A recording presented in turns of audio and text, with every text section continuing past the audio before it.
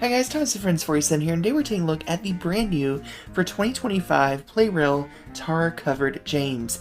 Here we can see with the packaging has this nice look at the model on the front, on the side of course there, and then on the back we see the instructions on how to install the batteries, and then more information here on the other side.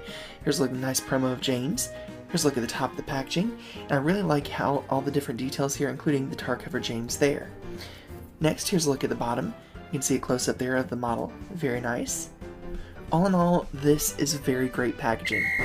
Wait, what's that?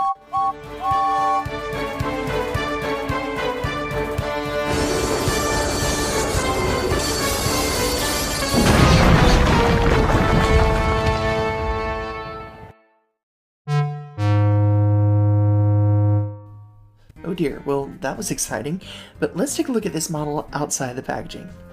Here we can see that James is basically a standard Plarail James, but we can see the top there where it has the nice tar-covered details, the handrail details that are painted. All in all, looks very nice. On the front we can see here they've used a CGI scared James. I really like how the tar is trickling down there and a little bit on his nose as well. The buffers are painted, the coupling hook, and the lamp irons are painted as well. Here's a look at the other side, and that looks nice. Here's a look at the back. They painted the rear buffers, very nice. Here's a look at the back of the engine, front of the tender. And here's a look at the top of the engine. We can see that nice tar splatter. I really like how they've done that. It looks very organic. I also like the whistle that's been painted on the top as well. Alright, and then here's a look at the underside of the engine. Alright, here's a quick comparison to my custom tar cover James, and I have to say I really do like my version of James, but I'm really excited to finally have an official model from Plarail and Thomas and Friends of this classic moment.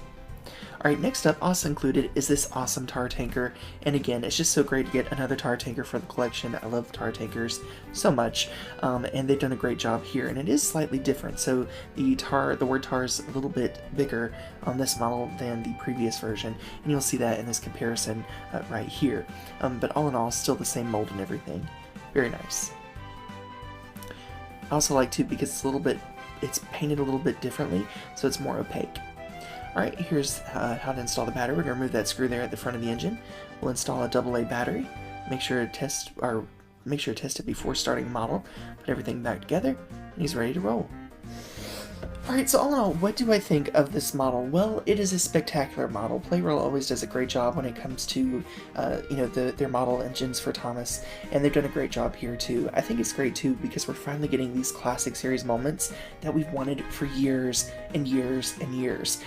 You think about, James in a Mess is probably one of the most iconic classic series crashes, him crashing in those tar tankers. I remember watching that as a kid and recreating that with my toy trains. I never had the tar tankers growing up, but I would crash them in milk tankers and everything, and our take and play models, just like a side note, so our take and play models, I had the model where James's eyes are closed, from the Trouble with Trees, and I would use that model with the take along tar tankers, and I would crash them into those, and it would look really cool, and I just imagined that scene playing out, and it was so incredible.